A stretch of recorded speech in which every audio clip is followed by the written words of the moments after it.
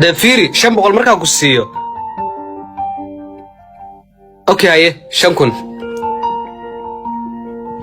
كبر قروح بدنا تهي شح قرحون ما شاء الله كالسك أرق اوكي waxaa ku siinaa abu wayarta wallahi ana waxaas waa soo shaqeey doona hal intaas wayarta may maxaa ku siiyaa okay maxaa rabtaa 1 milyan aqli ma noqonays gabar Soomaali 1 milyan aqli ma noqonays 1 milyan ma haysti 1 milyan xagee ka keena hay caadi waa hal sano ku siiya wali tabaaqdo lacagtaas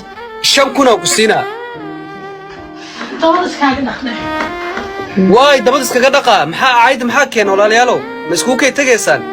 broka taano lacag meeshisuno shankum maxaa gabarta shankum ay u qalantaa maxaa khaldan nin weyn aad tahay wajigaas leh meesha soo fadhiisatay gabar dhan oo qurux leh oo qalin sheekaysanaysa kadib waxaa dheesa shankum oo kusina iskiisa gaari hada af ma u noqoni afla oo noqonaysa haddii misfahmaysino okay haye horta hal mid adigoo halkaa ka hadlayo walaasheed matalayo family matalayo hal wax ma ku weydiiyaa okay su'aasha aan ku weydiin keenan waa soo dhaw su'aasha aan ku weydiinay waxay tahay gabadhan 1 milyan han siiyo ma xumo ya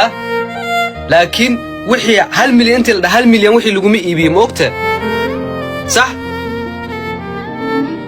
marka waa ina xooga qiimo jabis la keeno wada hadal keeno tolaan la yahay Soomaaliya la yahay ya in